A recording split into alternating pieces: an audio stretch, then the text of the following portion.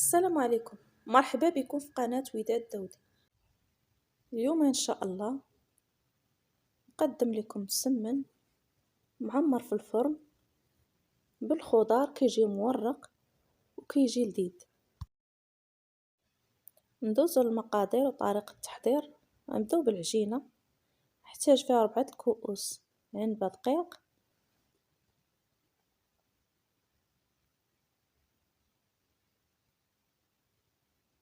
كنحتاج ساشي خميرة الحلويات، الملح، واحد المعالقة ديال الزيت، معالقة ديال الخل، وكنعجن العجينة ما يكون دافي.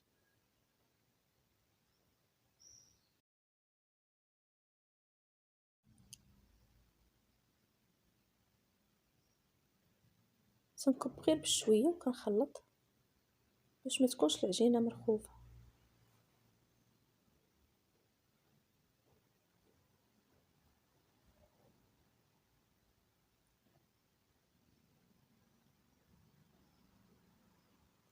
هاد العجينه ما كتدلكش، غير كنجمعها وكنبقى نديها ونجيبها،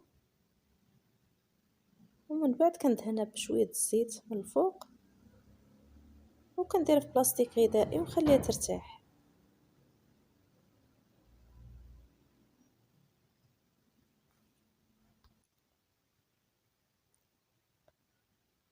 ندوزو للحشوه. نحتاج واحد المقله، ندير شويه الزيت، واحد 2 خيزويات محكوكين، 2 كريعات محكوكين، 2 فلفلات الوان مقطعين رقاق، نحتاج واحد البصله حتى هي مشلضه، نحتاج التوابل: خرقوم، ابزار، سكنجبير، فلفل احمر، والملح، وكنشحرهم وكنخليهم تيطيحوا مزيان، ونزيد معلقه بين قزبر ومعدنوس،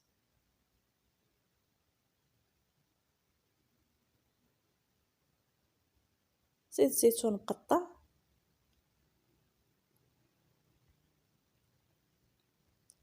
ونزيد الشعريه الصينيه كنت سالقاها من قبل، وكنخليهم يتشحروا شويه. من بعد ما تشحروا كنزيد فروماج احمر،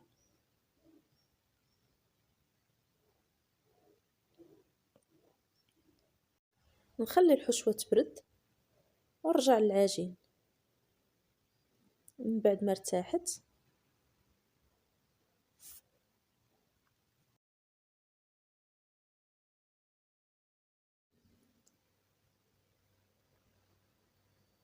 كندهن سطح العمل بالزيت،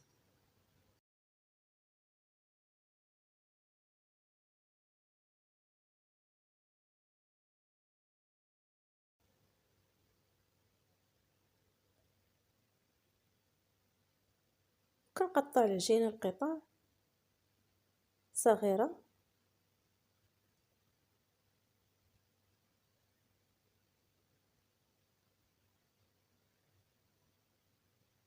هاد العجينه خرجت ليا 9 ديال الكويرات، كنغطيهم وخليهم يرتاحوا.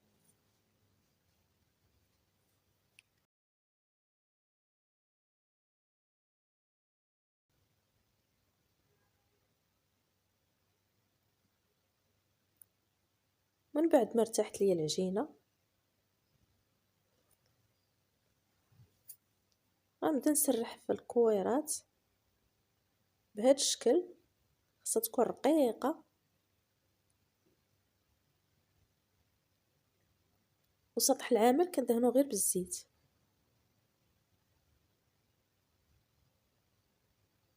وكندير شويه الزبده باش نورق.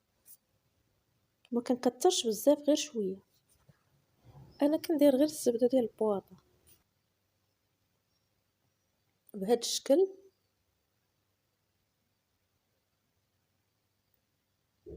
وكنربع العجينه بحال الشكل ديال المسمن.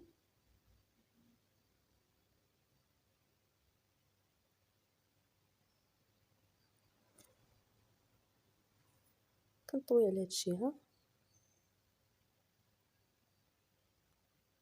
وكنربع وكنحطها ترتاح ونهز الثاني. كنبقى عادي على هاد الشكل تنكمل القطع اللي عندي كاملين.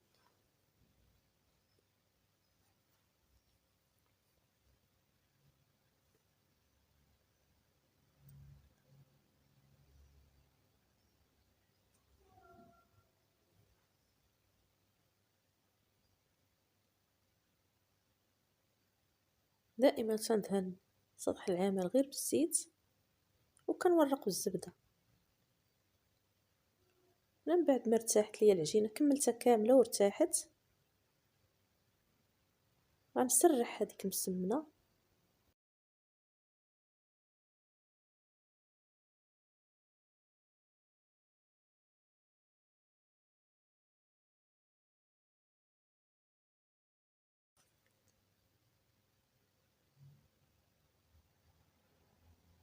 نسرحها بهذا الشكل.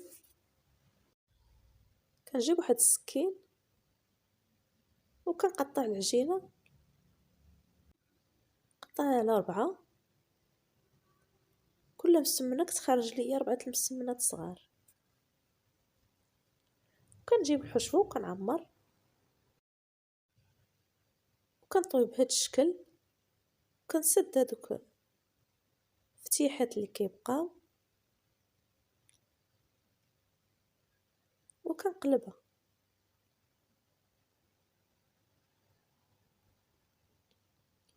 نعاود واحده اخرى، كنجيب هاد الجانب نحطو والجانب الثاني الثالث والرابع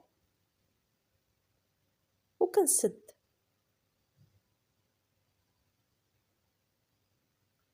وكنقلبها.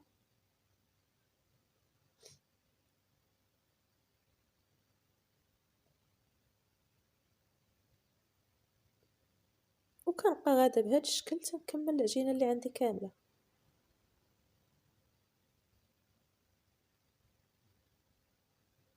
الطريقه راها باينه.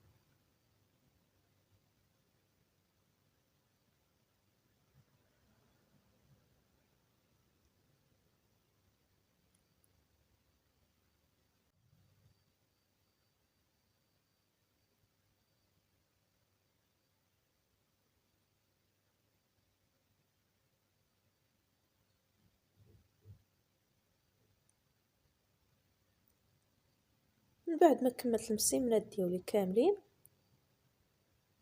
نجيب واحد البيضه نطربها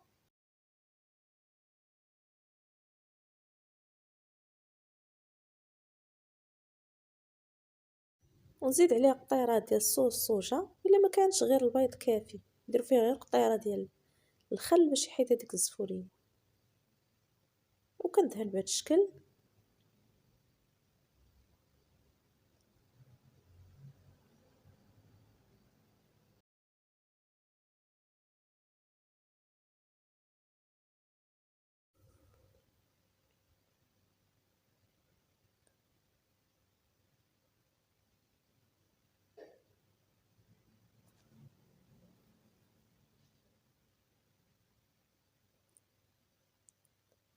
بعد ما دهنت المسمن كامل كنجيب واحد السكين وكندير هاد الخطوط من الفوق غير للتزيين.